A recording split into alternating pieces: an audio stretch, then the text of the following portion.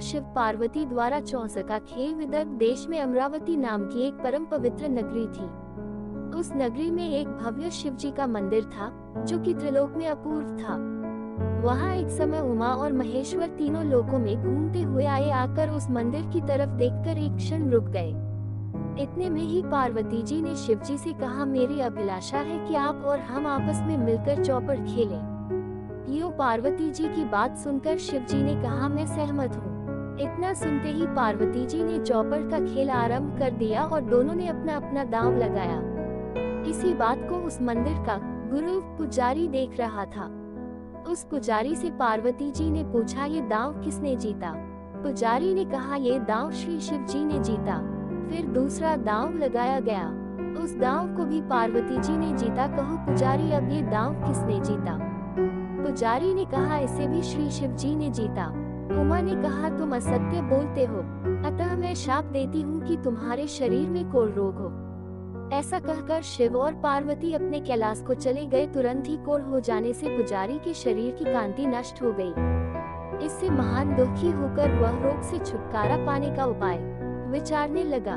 व्रत विधान एवं रोग मुक्ति कालांतर में एक बड़ी सुंदर अप्सरा पूजा की सामग्री सहित शिव पार्वती पूजन के लिए उसी मंदिर में आई। उस अप्सरा ने उस पुजारी की इस विकृत दशा को देखकर कहा, आपको ये रोग होने का क्या कारण है? भयभीत होकर उसने पार्वती जी के शाप होने का कारण कहा। सारी बात को सुनकर अप्सरा ने कहा, किसी बात की चिंता न करते हुए केवल 16 सोमवार का व्रत करें तो आप रोग से मुक्ति पा सकते हैं। ये सुनकर विनम्र भाव से उसने अप्सरा से प्रार्थना की, ही माता, मुझे इस व्रत की पूरी विधि बताने की कृपा करो। अप्सरा ने कहा, पुजारी, दिन भर निराहार व्रत कर सायंकाल 16 उपचारों द्वारा उमा महेश्वर का अर्चन पूजन करो। आधा सेर आटे को सानकर उससे 3 बाटी 3 जगह अंगारों पर बना, उसमें गुड़ और घी मिलाकर खाओ। उस दिन नमक न स्पर्श करो।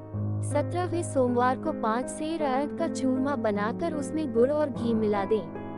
उस बने चूरमे को मंदिर में ले जाकर 3 भाग बराबर कर उसके तीसरे भाग को उमा महेश्वर को अर्पण करें और दूसरे भाग को उस मंदिर में बांट दे। अवशिष्ट एक भाग को घर ले जाकर कुटुंब सहित भक्षण करें। ऐसा करोगे तो पुजारी देवता तुम्हारा रोग दूर हो जाएगा। यो दृढ़तर वचन सुनकर पुजारी ने उस अप्सरा द्वारा बताए हुए व्रत को प्रारंभ किया, जिससे उसका रोग छूट गया। पार्वती द्वारा व्रतानुष्ठान कुछ समय बाद यात्रा की पुनः इच्छा से शिव और पार्वती भ्रमण करते हुए उसी मंदिर में आ गए। उस पुजारी को देखकर पार्वती ने पूछा, पुजारी, तुम्हारा रोग कैसे छूटा? पुजारी ने कहा, उमा महेश्वर का 16 सोमवार व्रत करने से रोग दूर हो गया।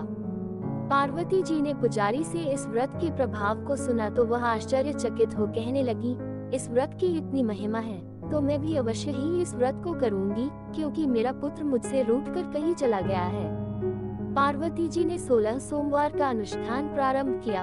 उसकी समाप्ति पर स्वामी कार्तिक के मन में एकाएक विचार प्रादुर्भूत हुआ कि मैं बड़े गलत रास्ते पर हूँ, मुझे इसी समय अपनी माता के पास जाना चाहिए। ऐसा विचार कर वे जल्दी दौड़ते हुए माताजी के समीप पहुँच गए। पुत्र को देखते ही माताजी बड़ी प्रसन्न हुई और आनंद में मग्न हो गई। स्वामी कार्तिक ने कहा, हे माता, मेरी इच्छा आपसे मिलने की नहीं थी। मैं वन में निवास करता था, मुझे अचानक आपके दर्शन की इच्छा हुई। इसका क्या कारण है, उसे बतलाने की कृपा करें। पार्वती जी ने कहा, हे पुत्र, मैंने ब्राह्मण द्वारा बतलाए हुए 16 सोमवार का व्रत विधि विधान से किया, जिस कारण तुम मेरे पास आए हो।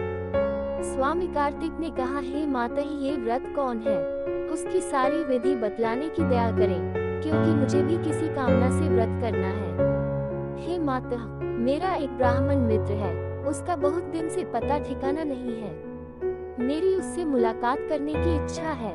श्री माता ने अपने पुत्र के अभिप्राय को जानकर उसे 16 सोमवार के अनुष्ठान का कार्यक्रम बतलाया, जिसे सुन पुत्र ने सांगोपांग व्रत किया।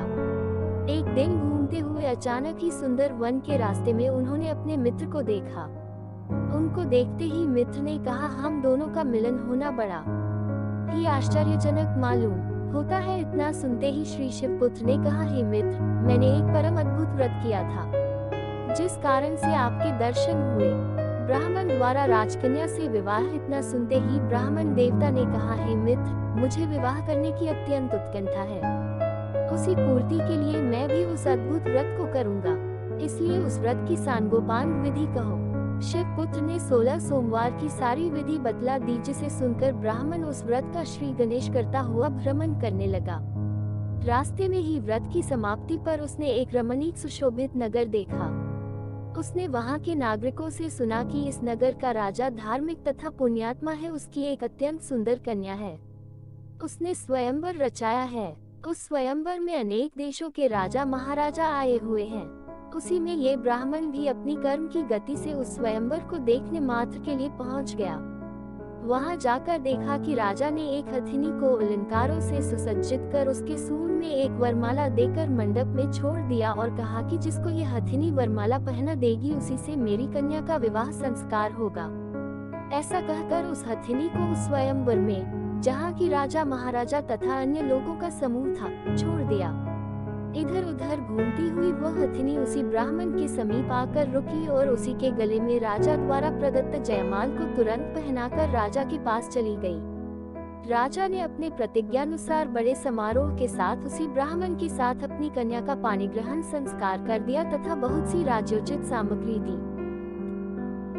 बहुत दिन बीतने पर एक दिन एकांत में राजकन्या ने अपने पतिदेव से पूछा, हे प्राणनाथ, आप देश विदेश भ्रमण में तत्पर थे, आपने ऐसा क्या पुण्य किया था जिसकी वजह से मुझे प्राप्त किया? ब्राह्मण ने कहा, हे प्रिय, मैंने 16 सोमवार का व्रतानुष्ठान किया था, उसी के प्रभाव से तुम मेरी अत्यंत सुंदरी पत्नी बनी। ऐसा सुन राजकन्या बहुत ही आश्चर्यचकित हो कहने लगी, हे प्राणनाथ, मैं इस व्रत के प्रभाव को देखना चाहती हूँ। उसने पुत्र की इच्छा से उसी 16 सोमवार का व्रतानुष्ठान किया, जिसके प्रभाव से पुत्र उत्पन्न हुआ।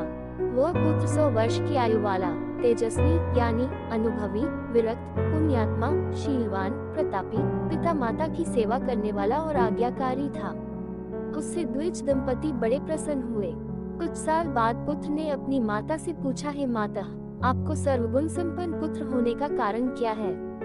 माता ने कहा, पुत्र, मैंने शिव व्रत द्वारा शूरपाणी को प्रसन्न कर सर्वगुण संपन्न तुमको पाया। ऐसा सुनकर पुत्र ने कहा, हे माता, मुझे इस व्रत की पूरी महिमा बताओ। मेरी इच्छा है कि मैं किसी राज्य सिंहासन पर विराजमान हूँ। माता ने उससे उसी सोमवार व्रत को कहा, जिसे उस पुत्र ने करने का संकल्प किया। एक समय वह पुत्र व्रत कर तथा भ्रमण करता हुआ एक देश में पहुंचा। वहां एक वृद्ध राजा राज्य करता था। उनको केवल एक कन्या थी, अतः राजा ने एक ने स्वयंवर रचाया था। वह संयोगवश देखने के लिए गया। कर्मगति से उसने उसका ही वरण किया।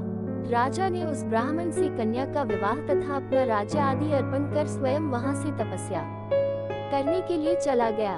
व्रत भंग करने से शिवजी का कोप 17वें सोमवार के दिन उसने दासी से कहा, रानी से कहो 3 जगह अंगारों पर कुल 5 सेर आटे का अलग अलग 3 बाटी बनाकर उनका चूरमा, घी और गुड़ मिलाकर शिव मंदिर में भेजवा दे। उस दासी ने रानी से सब वृतांत कहा। रानी ने कहा, ये राज्याधिपति होकर क्या 5 सेर आटे का चूरमा मंदिर में मंगवाते हैं? इसकी जगह रानी ने 500 रुपए को छोटी छोटी थैलियों में भरकर भेजा। शूलपाणी ने क्रोधित होकर आकाशवाणी द्वारा कहा, हे राजन, इस व्रत को तेरी पत्नी ने भंग किया, जिससे तेरा राज्य नष्ट हो जाएगा। इसका एक ही उपाय है कि अपनी पत्नी को अपने घर से निकाल दो, नहीं तो तेरा सर्वस्व नाश हो जाएगा। प्रधानमंत्री ने कहा, हे प्रभु, जिसके पिता ने राज्य तथा अपनी कन्या पत्नी रूप में दी, उसे निकाल देने से संसार में आपका और हम सबकी बड़ी ही अपकीर्ति होगी। इतने में ही फिर आकाशवाणी सुनाई दी, हे राजन, यदि तुम स्त्री को घर में रखोगी तो नष्ट हो जाओगे। तदनंतर राजा और मंत्री ने विचार किया कि रानी को घर से निकाल देना अति उत्तम है। ऐसा निश्चय कर उस रानी को घर से निकाल दिया, जिससे रानी को नाना क्लेश भोगने पड़े। राजा द्वारा रानी का निष्कासन। उस रानी ने भटकते हुए अकस्मात एक नगर देखा। वो उस नगर में जाकर एक अत्यंत दुर्बल वृद्धा के यहाँ रहने लगी। वहाँ उसने अत्यंत संक्षेप में अपनी आप बीती कहानी सुनाई।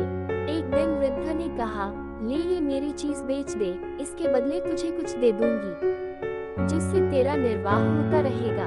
यूं सुन रानी ने उस चीज को अपने सिर पर रखा और बेचने चली। अकस्मात कुछ दूर जाने पर भयंकर आंधी चली, जिससे उसके सिर का सारा सामान उड़ गया। जिसका कुछ भी खोजने पर पता नहीं चलने के कारण हताश होकर उस बुढ़िया के मकान में पहुंच गई। वहां उसने बुढ़िया से आद्योपांत कथा कह सुनाई। सुनते ही क्रोध में होकर बुढ़िया ने उसे उसी क्षण निकाल दिया। वो वहां से घूमती हुई किसी तेली के घर रहने लगी। कुछ दिन बाद उस रानी ने उस तेली के रखे हुए 4 घड़ों को देखा, जो कि तेल से भरे थे। होनहार गति के प्रभाव से उन घड़ों का तेल गायब हो गया। इस घटना से तेली ने कहा कि अभी मेरे घर को छोड़ दे, नहीं तो हम भिखारी हो जाएंगे। ऐसा कह उसे घर से निकाल दिया। वहां से वह एक रमणीक नदी के किनारे पहुंची। उस नदी का जल स्पर्श मात्र से सूख गया तो वह जंगल में भटकने लगी। वहां से कुछ दूर पर एक तालाब देखा जिसमें निर्मल पानी था। वह उस तालाब के समीप जल पीने के लिए गई। देखा तो उस तालाब के निर्मल जल में कीड़े पड़े हैं। इतने ही में दोपहर के समय गौ को चराने वाले ग्वालों ने अपनी अपनी गौ आदि की जल पिलाने के लिए उस तालाब के समीप पहुंचकर देखा कि वह निर्मल जल वाला तालाब कीड़ों से व्याप्त हो गया। इससे वे दुखित हो अपनी अपनी गौओं को वापस ले गए। इतने ही में एक गुसाई तालाब से जल भरने के लिए आया। उसने तालाब के स्वरूप को देखा तथा उस असहाय राजनंदिनी को एकाकी देखकर कहा, तुम मेरी कन्या के समान हो, चलो मेरे आश्रम में स्वस्थ चित्त से रहना। तुमको अन्न वस्त्र की चिंता नहीं रहेगी। ऐसा सुन रानी उसके साथ उसके आश्रम में चली गई। लेकिन वह जिस जल और अन्न में हाथ लगा देती थी उसमें भी कीड़े पड़ जाते। ऐसा देख गुसाई चिंत तथा आश्चर्य करने लगा कि इसमें क्या दोष है जिससे बराबर ही यह घटना होती है। ऐसा विचार कर उस गुसाई ने एक अनुष्ठान किया, जिसके करने मात्र से शिवजी प्रसन्न हो कहने लगे कि तुमको जो कुछ मांगना हो मांगो, मैं तुम पर प्रसन्न हूँ। गुसाई ने श्री शिवजी से कहा, हे ईश्वर, इसके द्वारा कोई भी कार्य ठीक ठाक नहीं होता, साथ ही यह बड़ी दुखी भी है। इसका कारण बताने की कृपा करें। श्री शिवजी ने कहा, एक समय इसके पतिदेव ने 16 सोमवार का व्रत किया था। उसकी समाप्ति पर 5 सेर आटे का चूरमा चढ़ाना था। उसके लिए इसके पास खबर भेजी, लेकिन इसने चूरमे की जगह घमंड से 500 रुपए मेरे मंदिर में भेजे, जिससे व्रत भंग हो गया और यह इस दशा को प्राप्त हो गई। ये सुन गुसाई ने कहा, हे भगवान, आप शक्तिमान और दयावान हैं। इसके दोषों के दूरीकरण का उपाय बतलाने की कृपा करें। शिवजी ने कहा, यदि यह 16 सोमवार का सविधि व्रत करे तो इसके सारे दोष दूर हो जाएंगे और यह पूर्ववत अपने पति सहित राज्य भोगेगी। ऐसा कहकर शिवजी अंतर्धान हो गए। इधर उस कन्या रानी ने व्रत किया, जिसके प्रभाव से उसके पतिदेव के मन में एकाएक विचार उत्पन्न हो गया कि मैंने अकारण घर से पत्नी को निकाल दिया, उसकी क्या दशा होगी, उसका जीवन निर्वाह कैसे होता होगा, अब वह संसार में होगी कि नहीं, इत्यादि बातों पर चिंता करने लगा। साथ ही यह भी निश्चय किया कि उसका पता लगाना चाहिए। राजा ने देश देशांतर में अपने गुप्तचरों को भेजा और कहा, रानी का पता लगाकर जल्दी खबर दो। उसमें कुछ गुप्तचर उसी गुसाई के आश्रम पर पता लगाते लगाते पहुँचे जहाँ रानी रहती थी। उन लोगों ने गुसाई से रानी का सारा परिचय बताया और कहा, उनको हमारे साथ भेज देने की कृपा करें। इस पर गुसाई मौन थे, उनकी बातों का कुछ भी उत्तर नहीं दिया। इससे गुप्तचरों ने जान लिया कि यह हमारे साथ नहीं भेजेंगे। उन लोगों ने सारी कथा राजा से कही, जिसको सुन बहुत प्रसन्न हो मंत्री से सलाह कर बड़े समारोह के साथ वृद्ध प्रधानमंत्री को साथ लेकर उसी स्थान पर राजा पहुँचे। वहाँ गुसाई को दंडवत किया, बड़े प्रेम से मिले, वस्त्र आभूषण द्वारा योगीश्वर की पूजा की तथा रानी को हटाने का सारा वृतांत भी कहा। गुसाई ने कहा, हे राजन, मैंने इसे अपनी कन्या समझकर ही लालन पालन किया, अब आप फिर से इसका लालन पालन करें। ये कहकर उस महासती रानी को समर्पित कर दिया। राजा ने रानी को अपने घर पहुंचने पर बाजे गाजे के साथ याचक और ब्राह्मणों को दान देकर घर में प्रवेश कराया। जो 16 सोमवार व्रत करेगा